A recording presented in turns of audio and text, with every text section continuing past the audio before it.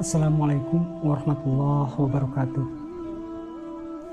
Bismillahirrahmanirrahim. Asyhadu an la ilaha illallah wa asyhadu anna Muhammadar Rasulullah. Allahumma sholli ala sayyidina Muhammad wa ala ali sayyidina Muhammad.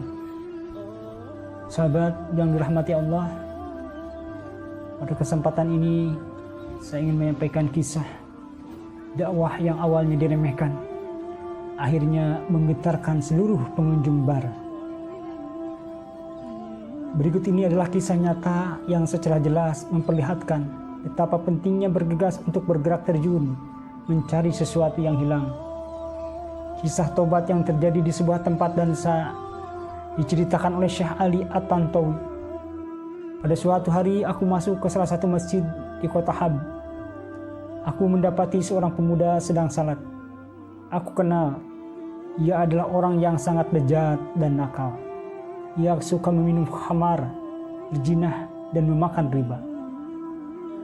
Pemuda bejat itu diusir dari rumahnya karena berani berbuat durhaka kepada kedua orang tuanya. Aku lalu bertanya dalam batin, apa yang membawa tiba-tiba mau masuk ke masjid? Selesai salat aku menghampirinya. Kamu yang bernama si Fulan? Tanyaku. Ya, jawabnya.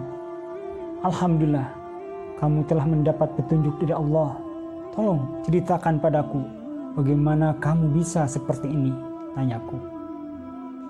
Ini berkat jasa seorang guru. Ia menasihati aku di bar, jawabnya. Di bar? Tanyaku dengan heran.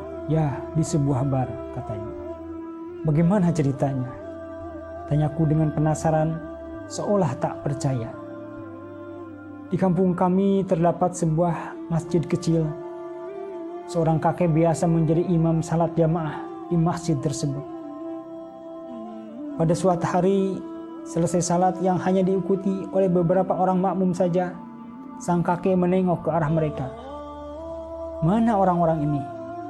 Kenapa banyak di antara mereka, terutama yang muda-muda, tidak mau ke masjid ini? Tanya sang kakek. Mereka sedang bersenang-senang di bar, jawab salah seorang jemaah. Tempat macam apa itu?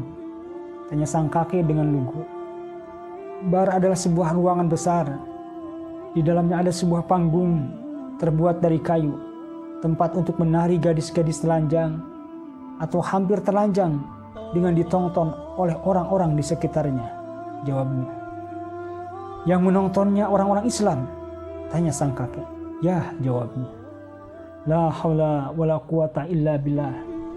Kata sang kakek seolah tak percaya mendengar jawaban itu. Mari temani aku ke sana. Aku akan menasihati mereka. Apa? Anda mau kemana? Anda akan menasihati mereka di tempat kotor seperti itu? Tanya seorang jemaah yang lain dengan heran. Ya, jawab sang kakek. Para jemaah menyatakan kagum pada semangat sang kakek. Namun, kemudian mereka memberitahu bahwa di sana ia pasti akan diperolok-olok dan dihina sehingga ia akan sakit hati. Akan tetapi apa kata sang kakek? Apakah kita ini sudah merasa lebih baik dari Muhammad SAW? Sang kakek lalu menggandeng tangan salah seorang jemaah agar ia mau menunjukkannya ke tempat maksiat tersebut. Begitu sampai di bar, sang kakek dan seorang jemaah yang mengantarkannya dicegat oleh pemilik tempat tersebut dan ditanya, Anda mau apa?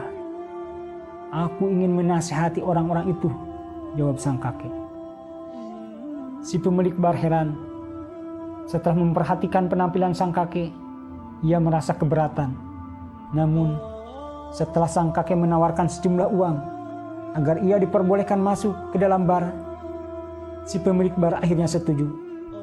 Ia lalu mengumumkan kepada para pengunjung agar besok malam dapat hadir lagi lebih awal. Bar sudah penuh dengan pengunjung ketika aku datang ke sana. Aku melihat seorang gadis sudah menari-nari di atas panggung. Selesai menari, tabir diturunkan. Dan ketika dibuka kembali, aku dan semua pengunjung kaget melihat seorang kakek yang nampak sangat berwibawa sedang duduk di atas kursi. Setelah membaca basmalah, memanjatkan syukur kepada Allah, dan membacakan salawat kepada Rasulullah SAW, ia mulai memberikan nasihat kepada para pengunjung yang masih terheran-heran. Mereka mengira itu adalah sebuah selingan komedi. Akan tetapi, ketika mereka yakin bahwa sang kakek sedang serius memberikan nasihat, mereka sama memperolok-oloknya dan berteriak-teriak agar sang kakek segera turun. Mereka terus mengejek dan mentertawakannya. Akan tetapi, sang kakek tidak peduli. Ia terus memberikan nasihat. Dan ketika salah seorang pengunjung berdiri untuk protes, sang kakek membentaknya agar diam dan duduk kembali untuk mendengarkan nasihatnya. Sejenak suasana hening mencekam. Tidak satupun pengunjung yang berani bersuara. Semuanya diam terpaku di tempat masing-masing. Sang kakek melanjutkan nasihatnya. Aku mendengarkan ucapan-ucapan yang tidak pernah aku dengar sebelumnya. Ia mengutip beberapa ayat Al-Quran, hadis Nabi, dan cerita-cerita tentang taubat sebagian orang yang soleh. Sang kakek mengatakan, "Hai manusia, kalian sudah hidup lama namun tetap suka berbuat maksiat kepada Allah. Kalian pikir kemana nikmatnya maksiat? Hal itu akan menjadi lembaran-lembaran hitam yang kelak pada hari kiamat harus kalian pertanggungjawabkan di hadapan Allah. Nanti akan tiba suatu hari di mana segala sesuatu akan binasa kecuali Allah yang Maha Suci lagi Maha Tinggi. Hai manusia, apa kalian tidak pernah memikirkan tentang amal perbuatan kalian? Kemana kalian akan dibawanya? Terhadap panas api dunia saja kalian tidak sanggup menahannya. Padahal api neraka jahanam 70 kali lebih panas daripada api di dunia. Bertobatlah kalian semua sebelum terlambat." Semua pengunjung bar menangis. Sang kakek keluar diikuti oleh mereka.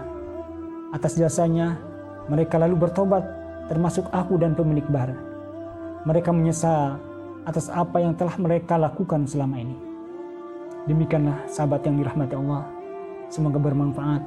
Wabillahi taufiq wal hidayah. Wassalamualaikum warahmatullahi wabarakatuh.